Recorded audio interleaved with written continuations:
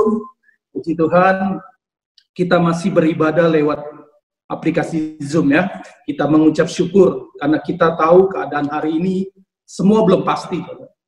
Kita melihat sejak PSBB beralih menjadi PSBB transisi di DKI Jakarta, justru peningkatan COVID yang positif itu mengalami peningkatan. Dan kita nggak mau jadi gereja yang cuma ingin supaya sepertinya memaksa keadaan kita beribadah secara langsung, tetapi kondisi belum kondusif. Biarlah kita lakukan hal tetap beribadah lewat aplikasi Zoom, dan saya percaya kalau kita buka hati, buka pikiran kita, berkat Tuhan sama. Amin. Kuasa Tuhan akan bekerja dalam hidup setiap kita. Nah, hari ini kita mau belajar dan kebenaran firman Tuhan.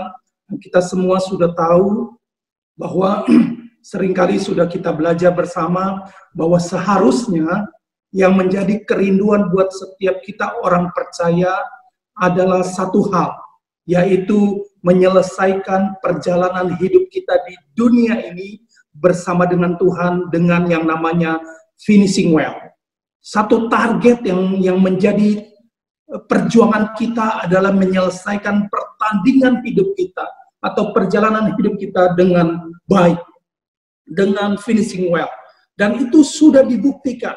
Tuhan Yesus yang menjadi yang sulung dengan membuktikan dia finishing well atas apa yang Bapa mau untuk dia lakukan ketika dia datang ke dunia ini. Dan juga Rasul Paulus, dia melakukan bagiannya dan dia begitu yakin menjelang akhir hidupnya bahwa dia finishing well.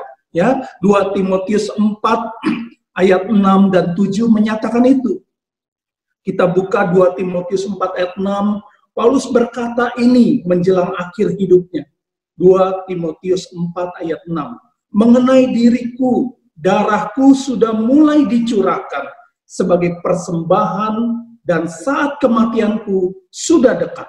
Paulus tahu keadaannya saat itu bahwa akhir hidupnya itu sudah sangat dekat. Dia menjelang pada hari kematiannya. Dan ketika dia berbicara seperti itu, dia menyampaikan pesan-pesan penting kepada orang-orang, kepada murid-murid, kepada sahabat-sahabatnya dan semua pengikutnya, bahwa apa yang sudah dia lakukan sepanjang hidupnya, dia mau menjadi teladan juga untuk semua orang yang mengikut dia. Sehingga di ayat ke-7-nya dia berkata, aku telah mengakhiri pertandingan yang baik. Aku telah mencapai garis akhir.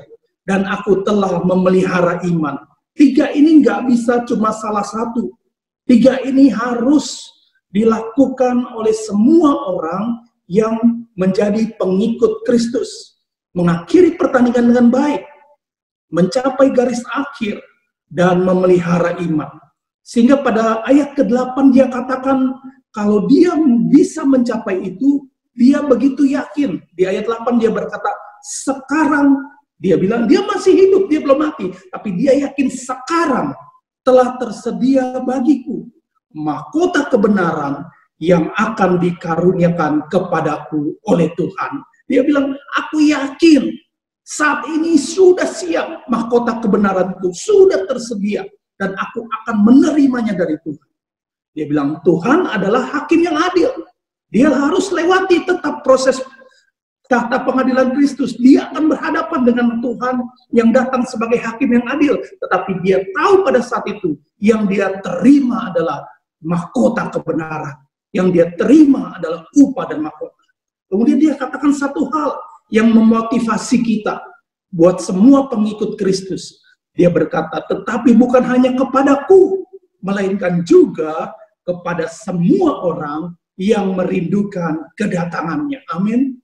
Satu motivasi yang diberikan kepada orang-orang khusus, yaitu orang-orang yang merindukan kedatangan Tuhan. Hanya orang yang merindukan kedatangan Tuhan yang mengerti bahwa ini harus dicapai. Kalau dia nggak merindukan kedatangan Tuhan, dia tidak akan berjuang untuk sesuatu apapun. Dia hanya melakukan mungkin perbuatan-perbuatan baik. Tapi dia tidak sedang melakukan sesuatu kehendak Bapa. Tapi orang yang merindukan kedatangannya, dia tahu persis hari itu tiba. Dia siapapun dia akan menghadap tahta pengadilan Kristus. Dan kuncinya, Paulus berkata, kalau aku bisa menyelesaikan pertandingan dengan baik, kalau aku bisa mencapai garis akhir, kalau aku bisa memelihara iman, aku tidak takut akan hari kedatangan Tuhan. Amin. Nah, ini yang seharusnya menjadi target hidup kita orang percaya. Dan hari ini saya mau kita belajar dari seorang raja yang ada di Perjanjian Lama, tentang bagaimana orang yang memulai dengan Tuhan, orang yang dipilih Tuhan, dipakai Tuhan, diberkati Tuhan dengan luar biasa. Namun pada akhirnya dia gagal menyelesaikan pertandingannya dengan baik. Dia gagal menyelesaikan pertandingan hidupnya, dan dia gagal finishing well. Satu kisah yang tragis. Biarlah lewat renungan hari ini kita akan tangkap poin-poinnya, dan kita harus waspada supaya kita tidak menjadi juga gagal. Karena pertandingan ini adalah pertandingan yang serius yang harus kita perjuangkan. Kisahnya ada di 2 Tawarik 16. Saya mau baca ayat 1 sampai ayat ke-14. Ini adalah kisah seorang raja yang namanya adalah Raja Asa. 2 Tawarik 16. Ya. Kisah tentang Raja Asa. Nah, sebelum kita baca ayat ini, saya mau ceritakan dulu latar belakangnya. Sehingga kalau nanti kita baca, kita mengerti. Ya. Ceritanya begini. Kisahnya begini. Setelah Raja Salomo meninggal dunia, kerajaan Israel diteruskan oleh anaknya yang bernama Raja Rehabeam, ya, anaknya Salomo. Tapi karena Salomo itu punya banyak anak dan punya banyak istri, ya, punya banyak istri sehingga punya banyak anak, maka tidak terlalu lama Rehabeam memerintah Israel, kemudian kerajaan itu terpecah menjadi 2. Di utara disebut kerajaan Israel, dan satu lagi di sebelah selatan disebut kerajaan Yehuda. Ya, utara kerajaan Israel, selatan kerajaan Yehuda. Jadi Rehabeam itu memerintah di Yehuda, di selatan. Dan mereka terus berseteru, mereka terus bermusuhan, mereka terus berperang dengan kerajaan yang di utara. Sepanjang zaman, sepanjang masa mereka terus berseteru. Sampai kemudian pada satu waktu, di mana yang di selatan, di kerajaan Yehuda itu diperintah oleh seorang raja yang namanya Raja. Di selatan, Yehuda diperintah Raja Asa. Dan yang di utara, kerajaan Israel diperintah oleh raja yang namanya Raja Baesa. Nah, satu hari Raja Baesa ingin menyerang Raja Asa, Raja Yehuda. Dan Baesa ini tahu bahwa kekuatan dia tidak seberapa. Kemudian dia bersekutu. Dia bersekutu dengan seorang raja asing yang sebenarnya adalah musuh Israel, yaitu Raja Aram yang namanya adalah Raja Ben-Hadad. Baesa mau serang Asa, dia bersekutu dengan Ben-Hadad. Nah, kita baca sekarang ceritanya. 2 Tawarik 16. Saya baca ayat pertama sampai 14 supaya kita ngerti ceritanya. Saya mau baca dengan cepat, nanti diperhatikan di monitor supaya bisa mengikuti. Ayat yang pertama. Pada tahun ke-36 pemerintahan Asa, majulah Baesa, Raja Israel, hendak berperang melawan Yehuda. Ia memperkuat Rama dengan maksud mencegah lalu lintas kepada Asa, Raja Yehuda. Lalu Asa mengeluarkan emas dan perak dari perbendaharaan rumah Tuhan dan dari perbendaharaan rumah raja dan mengirimnya kepada Ben-Hadad, Raja Aram yang diam di Damsyik dengan pesan, ayat yang ketiga, ada perjanjian antara aku dengan engkau, antara ayahku dengan ayahmu. Ini kukirim emas dan perak kepadamu. Marilah, batalkanlah perjanjianmu dengan Baesa, Raja Israel, supaya ia undur daripadaku. Ayat 4. Lalu Ben-Hadad mendengar permintaan Raja Asa. Ia menyuruh panglima-panglimanya menyerang kota-kota Israel. Dan mereka memukul Kalalion dan Abel-Maim dan segala tempat perbekalan kota-kota di Naftali. Segera sesudah Baesa mendengar hal itu, ia berhenti memperkuat Rama. ia menghentikan usahanya itu. Ayat 6, tetapi Raja Asa mengerahkan segenap orang Yehuda yang harus mengangkat batu dan kayu yang dipergunakan Baesa untuk memperkuat Rama itu. Ia mempergunakannya untuk memperkuat Geba dan Mizpah. Pada waktu itu datanglah Hanani, pelihat itu. Pelihat ini maksudnya Nabi. Kepada Asa, Raja Yehuda, katanya kepadanya, karena engkau bersandar kepada Raja Aram dan tidak bersandar kepada Tuhan Allahmu, oleh karena itu terluputlah tentara Raja Aram dari tanganmu. Bukankah tentara orang Ethiopia dan Libya besar jumlahnya, kereta dan orang berkudanya sangat banyak, namun Tuhan telah menyerahkan mereka ke dalam tanganmu, karena engkau bersandar kepadanya. Ayat 9, karena mata Tuhan menjelajah seluruh bumi untuk melimpahkan kekuatannya kepada mereka yang bersungguh hati terhadap dia. Dalam hal ini engkau telah berlaku bodoh. Oleh sebab itu, mulai sekarang ini engkau akan mengalami peperangan. Ayat ke-10, maka sakit hatilah Asa karena perkataan pelihat itu, sehingga memasukkannya ke dalam penjara. Sebab memang ia sangat marah terhadap dia karena perkara itu. Pada waktu itu Asa menganiaya juga beberapa orang dari rakyat. Ayat ke-11, sesungguhnya riwayat Raja Asa dari awal sampai akhir tertulis dalam kitab Raja-Raja Yehuda dan Israel. Pada waktu ayat ke-12, pada waktu ke-39 pemerintahannya, Asa menderita sakit pada kakinya, yang kemudian menjadi semakin parah.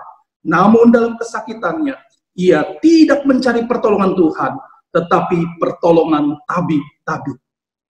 13. Kemudian Asa mendapat perhentian bersama-sama nenek moyangnya. Ia mati pada tahun ke-41 pemerintahannya.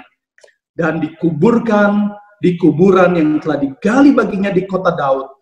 Mereka membaringkannya di atas petiduran yang penuh dengan rempah-rempah dan segala macam rempah-rempah campuran yang dicampur menurut cara pencampur rempah-rempah, lalu menyalakan api yang sangat besar untuk menghormatinya. Ini kisahnya, saudara. Nah, kita akan mulai. Apa pesan Tuhan buat kita hari ini?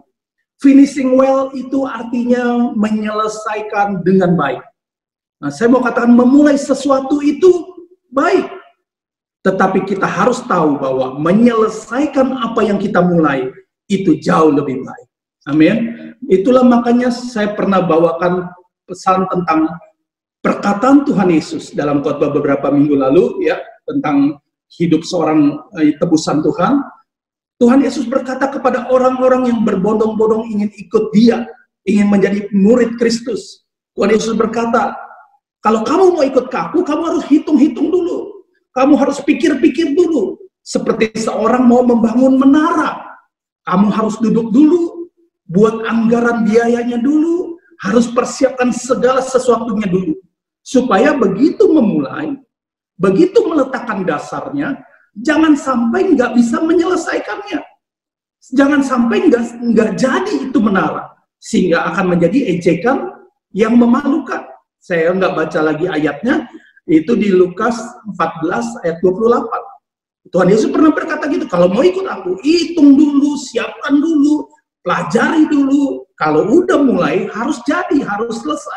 Kalau enggak akan jadi bahan ejekan, menjadi hinaan. Kalau enggak bisa sampai selesai, kalau enggak sampai finishing well, semuanya menjadi sia-sia, memalukan dan menjadi hinaan kekal. Jadi persoalan kita sebenarnya bukan bagaimana kita kapan memulai. Kapan kita mulai ikut Tuhan itu bukan persoalan. Ada yang ikut Tuhan sejak lahir. Saya baru ikut Tuhan umur 25-an. Tapi persoalan sebenarnya adalah bagaimana mengakhirinya. Apakah kita bisa finishing well atau tidak? Ilustrasinya begini, seperti sebuah pertandingan tinju. Ya, misalnya pertandingan tinju, mungkin saja sang petinju ketika mau mulai, dia begitu semangat, begitu bergairah. Tetapi ketika perjalanan dari ronde demi ronde, si petinju ini alami banyak pukulan, alami keterdesakan, tekanan, bahkan alami sempat terjatuh. Bahkan kemudian ceritanya mungkin di pertandingan tinju itu sampai di ronde 11 ya. Kalau tinju 11 ronde. Di ronde terakhir dia sempat terjatuh beberapa kali. Tetapi petinjunya ini tahu selama bel belum berakhir, dia masih ada kesempatan. Dan itu menjadi semangat buat dia untuk tidak menyerah, untuk tetap bangkit dan tetap berjuang. Sampai pada satu ketika dalam keadaan mungkin dalam kelelahannya, dia tahu dia masih ada sesuatu yang bisa dia pakai untuk dia menyelesaikan pertandingan dia dengan baik. Dan dia simpan itu satu pukulan. Dan ketika waktunya tiba, musuhnya lengah karena merasa sudah di atas angin, sudah berhasilkan jatuhkan dia beberapa kali. Tiba-tiba pukulan itu disantamkan kepada musuhnya. Dan dia pada akhirnya menyelesaikan pertandingan itu dengan kemenangan. Dia finishing well. Yang tidak disangka oleh banyak orang. Nah, itulah contoh dalam satu pertandingan tinju. Orang yang berkata pada dirinya harus punya semangat sebelum bel tanda akhir dari pertandingan. Sekalipun saya jatuh, sekalipun saya terima banyak pukulan, tetapi kesempatan saya untuk bisa finishing well itu masih terbuka. Amin. Kesempatan buat saya untuk bisa finishing well, bisa menang, itu masih ada. Kehidupan ikut Tuhan sama seperti itu. Alkitab katakan kita ini seperti ada dalam sebuah pertandingan. Ketika kita percaya Tuhan Yesus, kita terima kasih karunia diselamatkan bukan oleh perbuatan tapi karena iman. Kemudian sebagai tandanya kita dibaptis. Pada saat itulah kita masuk dalam satu medan pertandingan yang sesungguhnya. Pada saat itulah bel tanda dimulainya pertandingan itu dimulai. Dari menit ke menit, dari ronde ke ronde.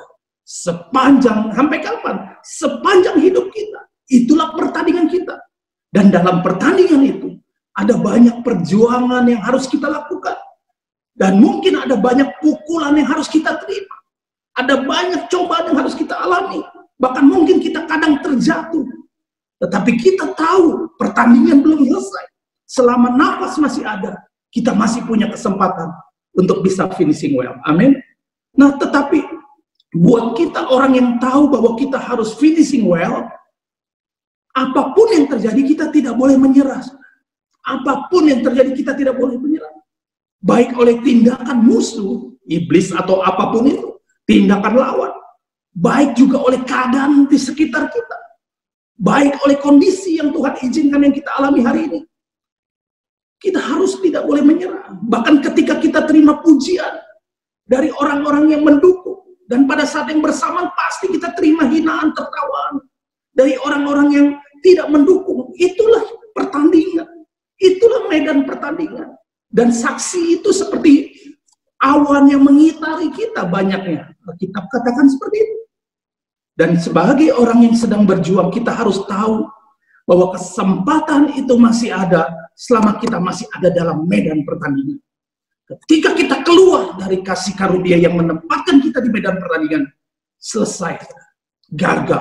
Tapi kalau kita masih ada di dalam, sekalipun berat, sekalipun sakit, sekalipun banyak tantangan, kita masih punya peluang untuk menang. Sampai kapan? Sampai bel tanda pertandingan itu berakhir. Bel tanda pertandingan berakhir itu kapan? Ada dua. Tuhan Yesus datang untuk kedua kali. Atau kita selesai meninggalkan dunia ini. Kita mati. Amin. Nah, itulah waktu pertandingan kita. Saat pertandingan itu dimulai, saya mau katakan buat kita, tidak ada jalan keluar.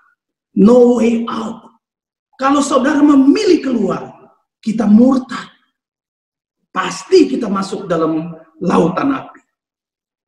Pilihannya adalah kita tetap berjuang. Agonis somai. Harus terus bertanding dari waktu ke waktu. Dan kita harus finishing well. Kalau tidak finishing well, kita akan dipermalukan. Kita akan terima hinaan kekal. Dan itulah lautan api. Tapi masalahnya begini, saudara. Kalau pertandingan tinju, kita tahu bahwa kita sudah ada di ronde keberapa, ya kan? Kalau kita udah ada di ronde ke-10, kita tahu pertandingan berikutnya tinggal satu ronde, ya kan? Kapan dimulainya kita tahu, kapan selesainya kita tahu. Itu kalau tinju. Tapi dalam pertandingan hidup kita, kita tidak tahu kita saat ini ada di ronde keberapa. Kita tidak tahu saat ini apakah kita ada di ronde-ronde awal, atau kita ada di ronde akhir. Mungkin kita masih ada di ronde awal, walaupun usia kita sudah 30. Atau 60 kita masih di ronde awal. Masih panjang. Tapi bisa juga terjadi bahwa sekalipun umur kita masih belasan, 20-an, kita sudah sebenarnya ada di ronde akhir. Sisa kita tinggal sedikit. Kita nggak tahu. Bisa saja hari ini hari terakhir. Bisa aja menit ini menit terakhir. Kita nggak tahu, itu masalahnya. Kalau tinju tahu 11 ronde. Kalau hidup kita selesai kapan kita nggak tahu. Bahkan Tuhan datang kita tidak tahu. Yang saya mau katakan begini saudara. Berapapun panjangnya atau pendeknya waktu pertandingan hidup kita yang Tuhan berikan buat kita, berapapun panjangnya atau pendeknya waktu pertandingan hidup yang Tuhan berikan buat kita, yang terpenting adalah kita menyelesaikan dengan baik. Makanya ini artinya adalah begini. Kita harus menganggap, kita harus mengasumsikan bahwa setiap hari, setiap jam hidup kita adalah ronde menit terakhir pertandingan kita. Amin. Final round atau final lap kalau balapan mobil. Artinya hidup kita bisa selesai setiap saat, saudara. Dan kita harus siap selesai dengan finishing well, apapun selesai. Saudara, kalau kita dipanggil, kita selesai hari ini, finishing well gak? Yakin gak? Kita semua harus. Makanya itulah gereja mengingatkan. Finishing well itu nggak bisa ditunda-tunda. Mempersiapkan finishing well, maksud saya tidak bisa ditunda-tunda. Nah inilah yang maksud firman Tuhan, yang firman Tuhan katakan, manfaatkanlah waktu sisa hidup kita yang sangat singkat ini sebagai kasih karunia. Roma 11 ayat 5. Dan manfaatkanlah sisa waktu hidup kita yang tersisa ini menurut kehendak Allah, bukan kehendak manusia. 1 Petrus 4 ayat 2. Itu hari-hari ini kita sedang memanfaatkan waktu sisa. Waktu sisa menjelang bel akhir berbunyi. Ya, Roma 11 ayat 5 katakan, demikian juga pada waktu ini adalah tinggal waktu sisa menurut pilihan kasih karunia. 1 Petrus 4 ayat 2 katakan, supaya waktu sisa jangan kamu pergunakan menurut keinginan manusia, tapi menurut kehendak Allah. Inilah waktu hari-hari kita harus manfaatkan waktu sisa menurut kehendak Allah. Itu kasih karunia. Dan Tuhan mau kita semua finishing well. Tuhan mau, Tuhan rindu kita semua nantinya satu ketika finishing well, terima upah, terima mahkota, dan dia berkata, aku mau di tempat di mana aku berada, kamu pun berada. Amin. Nah sekarang kita balik kepada cerita Raja Asa, 2 Tawarik 16 tadi. Ya. Nah sekarang kita mulai pada cerita tadi. Apa pesan Tuhan yang Tuhan mau beri buat kita? Asa ini seorang raja yang dipilih Tuhan. Dipakai Tuhan menjadi Raja Yehuda. Tapi tragisnya akhir hidupnya dia tidak finishing well. Dan hari ini kita mau belajar kenapa dia tidak finishing well. Ada 3 hal. Kalau kita mau finishing well, kita belajar dari Raja Asa ini. Yang pertama, harus bersandar terus kepada Tuhan. Harus bersandar terus kepada Tuhan. Kata terus saya tekankan saudara. Dan ini sangat penting. Dan ini sangat sulit. Kalau bersandar pada waktu kita lagi sulit, lagi banyak kebutuhan, lagi dalam pergumulan, iya. Tapi firman Tuhan katakan bersandar itu harus terus. Artinya kita bersandar bukan hanya pada saat kita mulai perjalanan kita dengan Tuhan. Bukan hanya pada saat kita terima Tuhan. Bukan hanya pada saat kita masih remaja. Bukan hanya pada saat kita masih jadi pemuda. Tapi pada atau ketika kita nggak punya apa-apa. Ketika kita dalam pergumulan, dalam kesulitan, kemiskinan, kesusahan, kita bersandar pada Tuhan, tapi bukan hanya pada saat itu saja. Bukan saat itu saja, tapi terus. Artinya ketika kita sudah diberkati, ketika sudah kita mengalami anugerah Tuhan, kasih karunia Tuhan, kekayaan, kejayaan, kelimpahan, semua kebaikan Tuhan, kita terus harus tetap bersandar sama Tuhan. Ini kunci yang pertama. Nah, inilah persoalan Raja Asa. Pada waktu muda, dia hidup takut akan Tuhan. Kalau baca nanti kisah Raja Asa di rumah, dia kumpulkan berhala-berhala, patung-patung, lalu dibakar oleh dia. Dia melarang Israel menyembah patung berhala. Walaupun patung itu warisan dari kakeknya Salomo dan juga ayahnya Rehabeam. Dia bakar semua berhala itu. Dan kemudian dia mengajak bangsanya menyembah hanya kepada Tuhan Allah. Luar biasa dia memulai dengan Tuhan. Makanya dia dipakai Tuhan begitu panjang. Luar biasa. Tuhan senang. Tuhan memberkati dia. Tuhan berikan kesuksesan. Di bidang ekonomi, militer, kerajaan begitu maju. Sehingga Raja Asa menjadi begitu hebat. Dan itu ketika dia masih muda. Tetapi setelah 36 tahun dia jadi raja, tadi ceritanya pada ke 36 tahun pemerintahannya. Dalam proses dia 36 tahun itu cukup lama berjalan dengan Tuhan.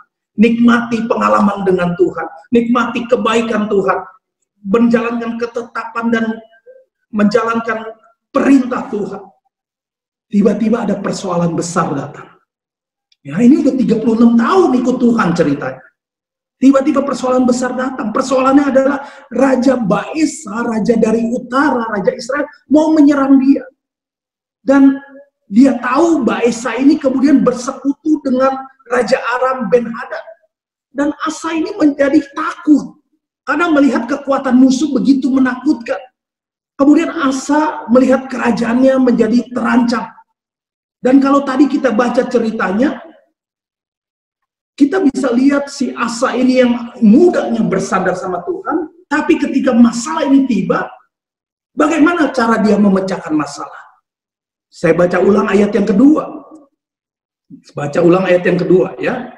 Lalu Asa mengeluarkan emas dan perak dari perbendaharaan rumah Tuhan dan dari pembendaharaan rumah raja, dan kemudian ngapain? Mengirimnya kepada Ben-Hadad, Raja Aram yang diam di Damsyik itu. Apa yang dia lakukan? Dia suap Ben-Hadad. Dia sogok Raja Aram. Dia sogok Raja asing itu. Untuk apa? Supaya dia jangan bersekutu dengan Baesa dan berpihak kepada Asa.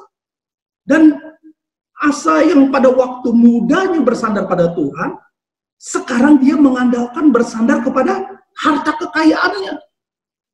Setelah 36 tahun ikut dengan Tuhan, timbul masalah, sekarang dia udah punya kekayaan, dia hadapi masalah, dia nggak lagi bersandar sama Tuhan, sekarang dia mengandalkan hartanya. Dan dia keluarkan apa, saudara? Tadi keluarkan emas dan perak dari perbendaharaan rumah raja, dari perbendaharaan dia sendiri, dan dia juga keluarkan emas perak dari rumah Tuhan. Isi emas perak perbendaharaan rumah Tuhan diambil, dan itu bukan hak dia, itu hak Tuhan. Diambil buat nyogok, buat suap Ben-Hadad dengan uang Tuhan.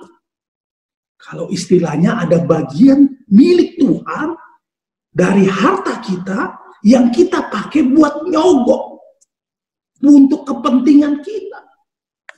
Mungkin perpuluhan, persembahan apapun, dia ambil dari perbendaharaan rumah Tuhan buat nyogok Ben-Hadad.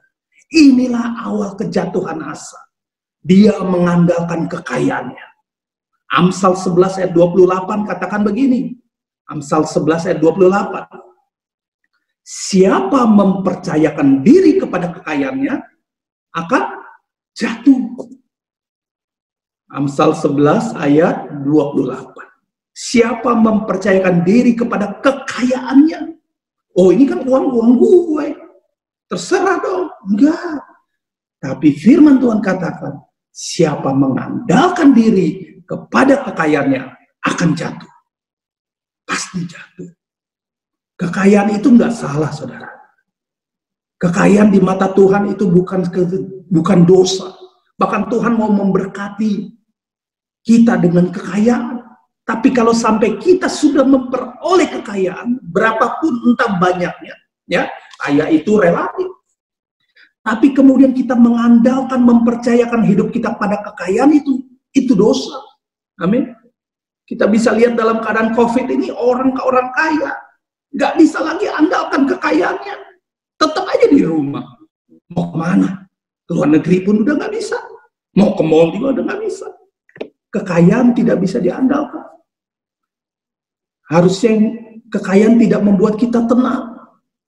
Harusnya yang membuat kita tenang atau gelisah bukan seberapa banyak kekayaan yang kita punya atau seberapa sedikit kekayaan yang kita punya, tapi yang membuat kita tenang adalah kalau kita mengandalkan Tuhan. Amin. Dan yang membuat kita gelisah kalau kita tidak mengandalkan Tuhan. Nah, ada Raja Asa, dia pakai harta dia, harta Tuhan untuk sogok supaya dia bisa aman, supaya dia bisa menang. Dan berhasil, saudara. Berhasil.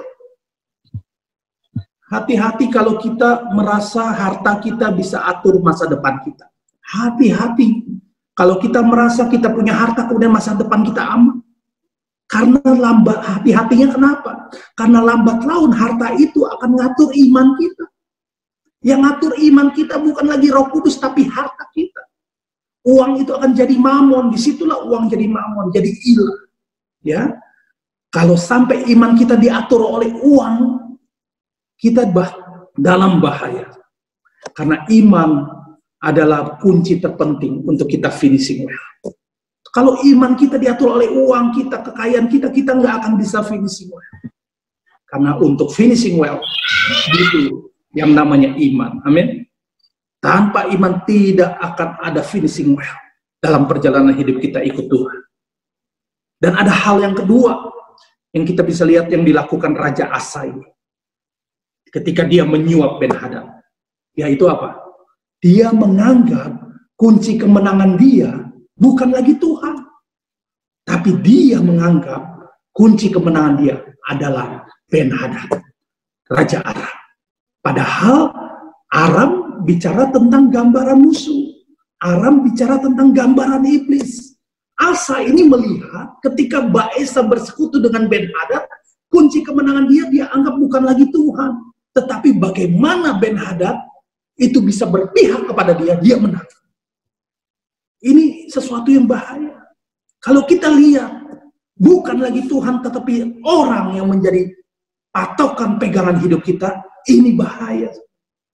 Jadi Asa berpikir, kalau Ben-Hadad bisa dia suap, Ben-Hadad bisa dia beli, maka dia akan menang.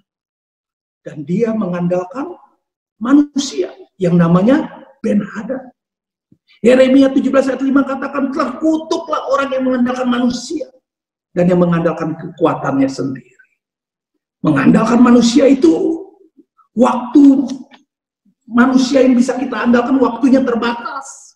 Manusia yang bisa kita andalkan kekuasaannya terbatas. Bahkan manusia yang bisa kita andalkan kesetiaannya terbatas. Makanya Tuhan katakan tadi, bodoh kamu andalkan Ben-Hadad. Nanti kita akan sampai ke sana. Tapi kenyataannya, faktanya berhasil. Sepertinya strategi yang luar biasa. Sepertinya hikmat yang luar biasa. Akhirnya Ben-Hadad benar-benar berpihak kepada Asa. Ben-Hadad dia akan memilih kepada orang yang memberi lebih banyak kepada dia. Dan akhirnya Ben-Hadad berpihak pada Asa, dia malah nyerang Baesa. Itulah sifat manusia. Tidak ada kesetiaan. Siapa yang beri banyak, dia akan ikut. Itulah yang kita harus tinggalkan. Jadi Raja Asa mengandalkan uang atau mamon dan juga mengandalkan manusia, bukan lagi Tuhan.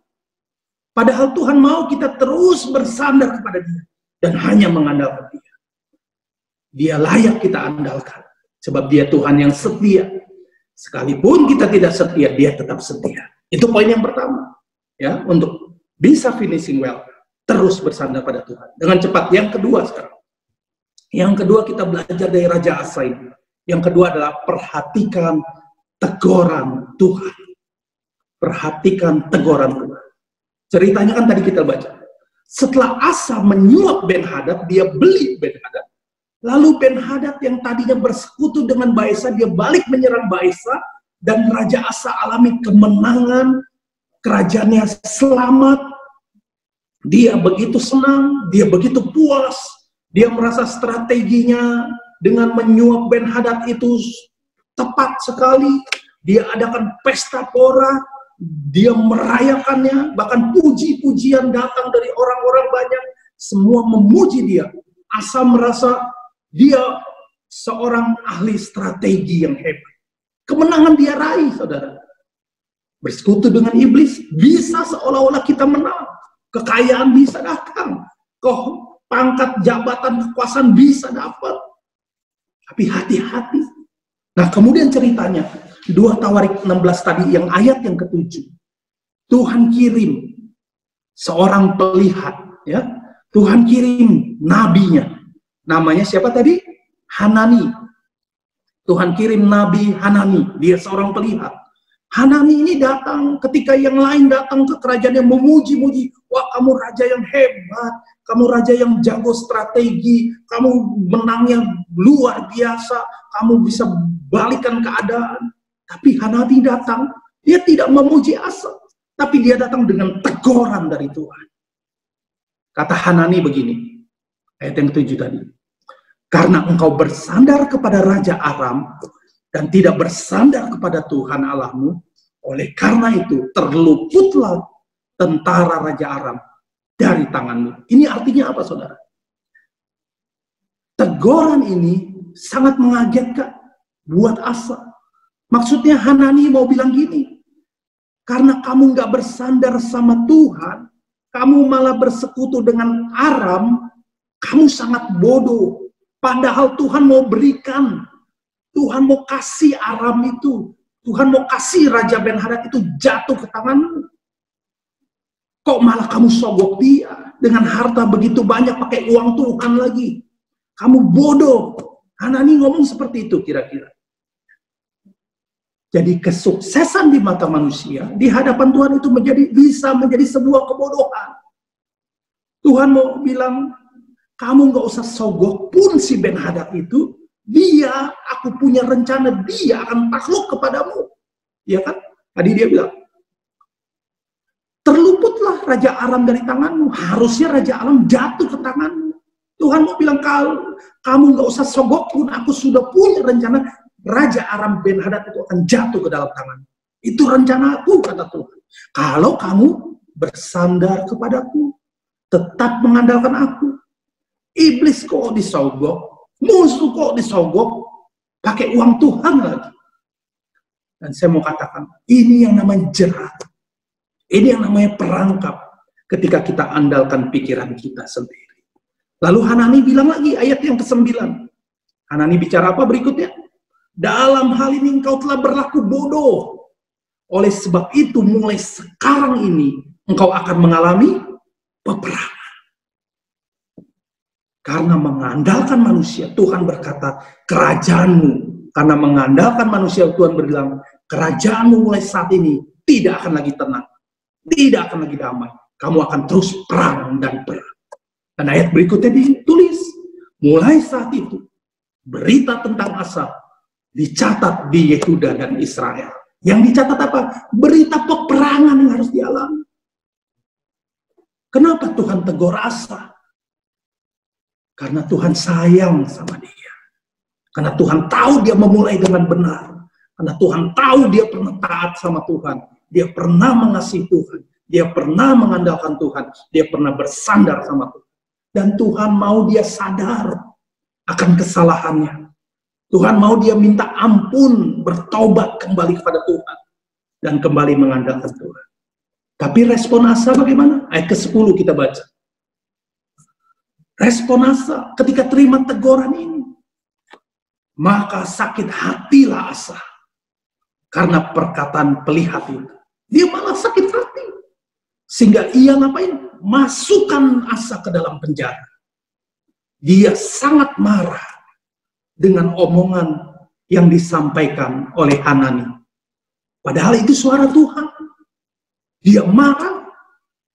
Nabi Tuhannya malah dimasukin penjara. Bahkan dia aniaya beberapa orang dari rakyat yang mungkin juga memberikan nasihat yang mirip dengan Hanani. Itu respon Asa. Responnya bukan cuma menolak teguran Tuhan, tapi malahan menjebloskan Hanani, nabi Tuhan, pelihat, ke dalam penjara. Asa sudah nggak bisa lagi terima suara Tuhan. Asa sudah nggak lagi bisa dikoreksi Tuhan. Kemenangan yang dia raih, dia merasa dia benar. Dia nggak perlu Tuhan koreksi dia lagi. Dia jadi nggak kenal lagi Tuhan yang benar yang mana. Dia nggak tahu lagi bahwa Tuhan itu sesungguhnya mengasihi dia. Dan karena Asa bersekutu dengan Ben-Hadad yang gambaran musuh atau iblis, maka lambat laun Tuhan menjadi musuhnya. Kalau kita bangun hubungan dengan musuh, dengan iblis, lambat laun kita akan lihat perlakuan Tuhan itu sebagai musuh kita. Padahal Tuhan mengasihi kita. Itulah tipu daya iblis. Kita akan lihat bahwa iblis itu orang yang baik. Jadi Tuhannya malah jadi jahat. Jadi tindakan Asa itu adalah bahwa dia sedang bicara sama Tuhan seperti ini. Tindakan Asa seolah-olah dia sedang ngomong sama Tuhan, kamu tidak usah atur lagi hidup aku. Kamu gak usah ikut campur sama hidupku. Gak ada urusan lagi dengan kamu. Tidak ada Tuhan-Tuhan. Sekarang aku menang. Orang semua puji aku kok. Orang semua anggap aku hebat kok. Ahli strategi. Ini mengerikan. Asa jadi berubah. Padahal waktu muda dia begitu dekat dengan Tuhan. Sekarang teguran Tuhan yang karena Tuhan mengasihi dia pun bukan saja tidak diterimanya, bahkan dilawan oleh dia. Dan ini poin yang kedua yang sangat penting. Jadi poin pertama, tetap bersandar pada Tuhan, terus bersandar pada Tuhan. Yang kedua, mau terima teguran Tuhan. Perhatikan teguran Tuhan. Kita bisa salah, kita bisa keliru, kita bisa ambil keputusan yang salah, tapi kita harus mau punya hati yang siap ditegur. Kita harus mau punya hati yang siap untuk bertobat. Daud banyak salah, tapi dia punya hati yang mau ditegur. Memang teguran Tuhan itu kadang keras, nggak enak diterima. Kok ngajar-ngajarin, apalagi yang negor orang masih muda, nabinya nggak terkenal lagi, Hanani siapa itu? Tapi kita harus tahu, yang kita harus tahu bukan orang yang bicara, tapi di balik teguran itu, teguran itu ada pribadi yang rela mati buat kita. Di balik teguran itu ada pribadi yang sudah mengasihi kita ketika kita masih berdosa. Dan Tuhan bisa pakai siapa saja menegur kita. Kadang dia tegur lewat hambanya, Pak Gembala, tapi dia juga bisa pakai orang tua kita, istri kita, suami kita, anak kita, sahabat kita. Tuhan bisa pakai. Tapi yang seringkali kita tidak bisa terima teguran Tuhan, karena kita lihat siapa yang ngomong, karena kita lihat siapa yang dipakai untuk menegur kita. Apa-apaan kamu? Mau coba-coba ingetin, kamu aja belum beres. Dan cara tegurnya itu, saya sih oke lah, tapi caranya itu dong. Makanya kita harus lebih memperhatikan dan merenungkan isi teguran itu daripada siapa yang menyampaikannya.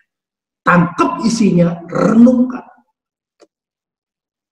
Karena kalau kita tidak menganggapnya, bahkan seperti Asa yang merespon dengan marah, maka akan bahaya sekali. Kita punya potensi gagal finishing well. Amin. Makanya Tuhan Yesus bilang, belajarlah daripadaku, yaitu aku lemah lembut dan rendah hati. Lemah lembut, rendah hati ini bicara mudah dibentuk, mudah untuk fleksibel. Matius 11 ayat 29 katakan, belajarlah daripadaku karena aku lemah lembut dan rendah hati. Kalau kamu mau belajar daripada aku seperti itu, maka jiwamu akan mendapat ketenangan. Amin. Maka jiwamu akan dapat ketenangan.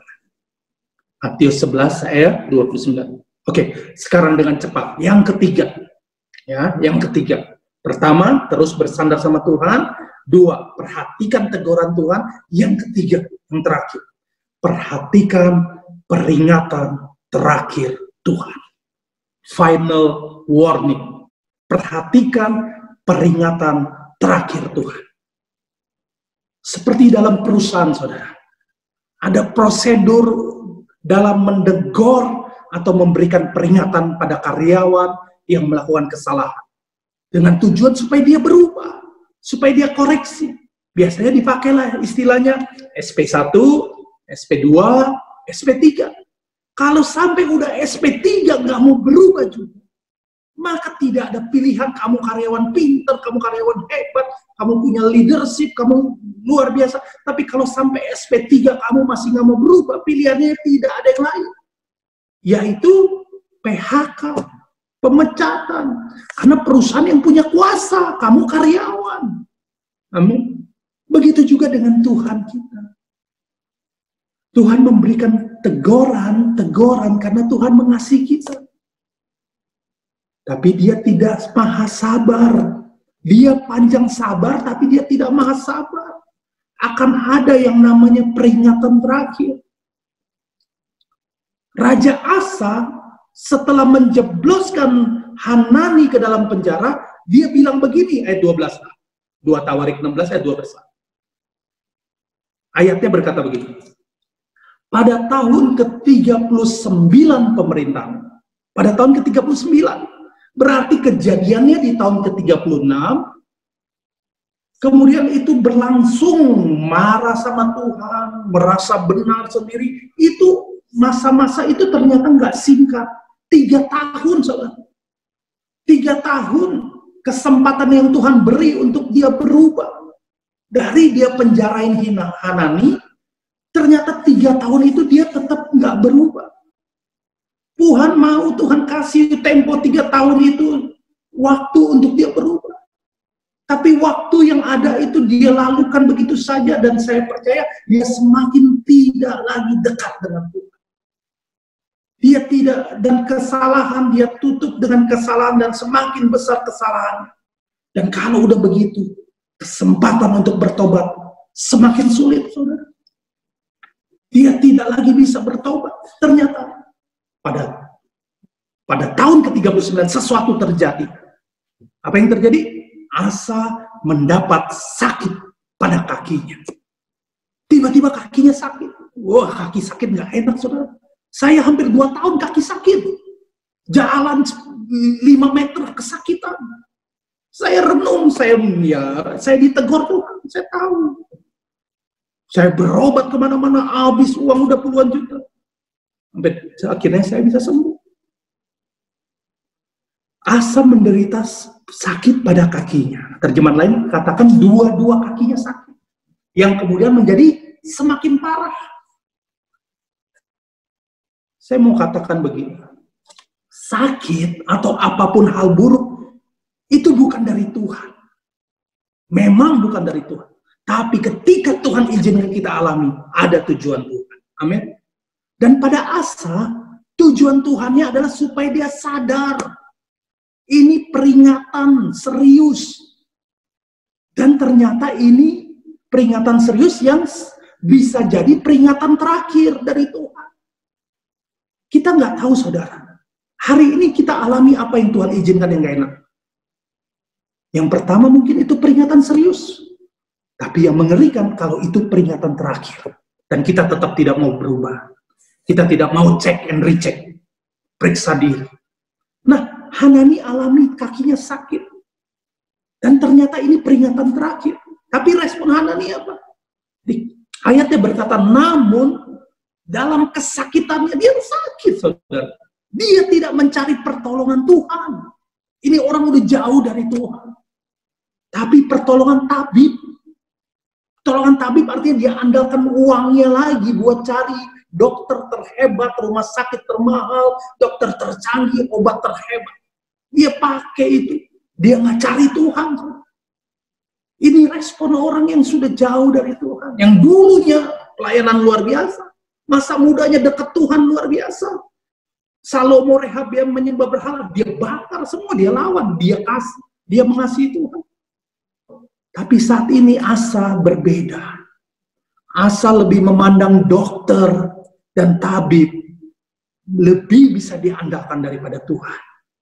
Dia taruh pengharapannya lagi-lagi kepada kekayaannya dan kepada manusia. Mungkin dia panggil itu dokter terhebat dari seluruh dunia. Dia tidak cari Tuhan. Karena pasti hatinya sudah dingin dengan Tuhan. Pasti sudah jauh dari Tuhan. Dan yang terjadi, sakit kakinya tidak juga sembuh. Makin parah.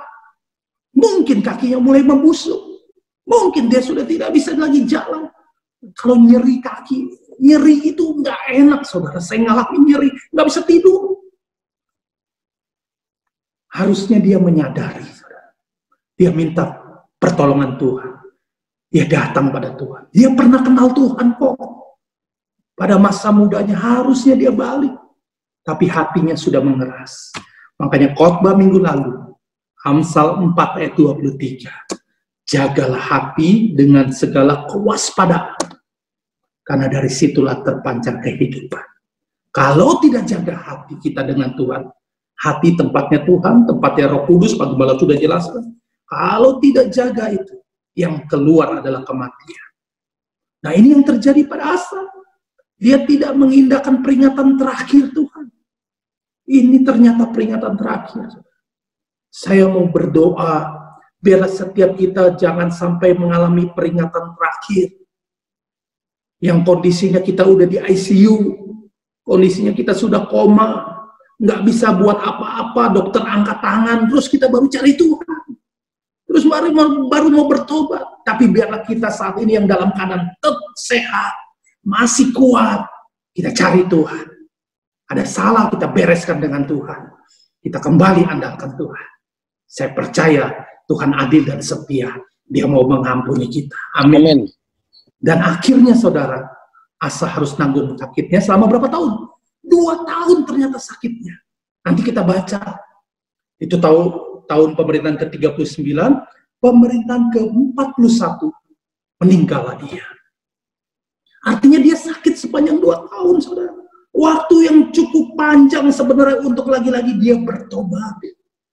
Sehingga kalaupun dia mati dalam sakitnya, dia menyelesaikan pertandingannya dengan baik. Dia kembali, kalaupun dia harus mati karena sakitnya, dia kembali mati di dalam Tuhan. Atau mungkin saja Tuhan buat mujizat, Tuhan sembuhkan dia, dan dia terus memerintah sebagai raja. Tapi yang terjadi, ayat 13 kita baca, tragis, saudara. Kemudian Asa mendapat perhentian bersama nenek moyangnya. Dia mati. Pada tahun ke-41 pemerintahannya. Jadi jelas ya, 41 dikurang 439, 2 tahun dia harus sakit. 2 tahun, saudara. Tapi penguburannya bagaimana? Tapi malam penghiburannya bagaimana? Kita baca ayat 14 lagi ya. Luar biasa malam penghiburannya. Itu bunga sepanjang jalan. Nah, ayat 14. Dan Asa dikuburkan di kuburan yang telah digalinya di kota Daud. Wah, dimuliakan loh, matinya di kota Daud. Mereka membaringkannya di atas petiduran yang penuh dengan rempah-rempah dan segala macam rempah-rempah campuran yang dicampur menurut cara pencampur rempah-rempah. Ini kematian yang oleh orang-orang ngikut dia itu dimuliakan sebagai kematian orang hebat, sebagai kematian orang yang luar biasa, raja yang hebat. Ini mungkin malam penghiburan yang terluar biasa. Lalu menyalakan api yang seolah-olah dihormati manusia. Matinya seolah-olah dapat pengagungan dari manusia. Matinya seolah-olah dia mati di kota Daud, dikuburkan di kota Daud. Alkitab katakan itu, saudara. Kenapa Alkitab harus tulis ini? Prosesi kematian Raja Asa kelihatan hebat, penuh penghormatan, dikagumi orang banyak. dimuliakan orang-orang dengan rempah yang mahal, yang luar biasa. Sepertinya di hadapan manusia dia finishing well. Di hadapan manusia dia kematiannya luar biasa sebagai orang yang baik, orang yang hebat. Tapi semua itu tidak ada artinya di mata Tuhan. Semuanya itu sia-sia di mata Tuhan. Karena di hadapan Tuhan dia mati sebagai orang yang gagal finishing well. Semua cerita hebat tentang dia di masa mudanya ketika bersama Tuhan, sampai 36 tahun pemerintahannya hancur hanya dalam waktu 5 tahun. Cerita hebat, dia ikut semua ketetapan Tuhan, menyenangkan hati Tuhan, dia diberkati luar biasa. Semua jadi sia-sia. Pelayanan kita hebat, tapi ujungnya kalau kita, mungkin aja pada saat kita mati, orang anggap kita mati pasti finishing well, pasti ada upah mahkota, tapi asa dan Tuhan yang tahu. Karena dia gagal ternyata untuk finishing. Ini firman Tuhan yang saya mau sampaikan untuk kita renungkan. Ada 3 poin supaya kita bisa finishing well. Yang pertama, tetap bersandar kepada Tuhan. Apapun kondisi, dalam pergumulan kesulitan, bahkan dalam kemenangan sekalipun, dalam kelimpahan, tetap bersandar. Musuh besar, musuh kecil, tetap andalkan Tuhan. Jangan pernah andalkan kekayaanmu, jangan pernah andalkan manusia. Yang kedua, perhatikan teguran Tuhan. Miliki hati yang lemah lembut dan rendah hati. Belajar terus dari Tuhan. Mudah ditegur, mudah dikoreksi, mudah berubah. Tuhan bisa pakai siapa saja tegur kita. Jangan kita terlalu ada siapa yang menegur dan cara orang menegur, tapi poinnya kita ambil, kita renungkan. Kalau itu benar, kita bereskan dengan Tuhan dan datangi orang itu, katakan terima kasih, engkau telah dipakai, bukan malah marah dengan dia, penjarakan dia. Dan yang ketiga, perhatikan peringatan terakhir Tuhan. Ada final warning. Masalahnya kita nggak tahu teguran itu final warning apa bukan. Jadi pakai setiap teguran Tuhan, anggap setiap teguran Tuhan sebagai peringatan terakhir. Mau selamat, jadikan semua keadaan yang Tuhan izinkan, yang nggak enak yang hari ini kita terima, sakit atau sakit fisik, sakit ekonomi atau apapun, jadikan itu sebagai peringatan terakhir dari Tuhan.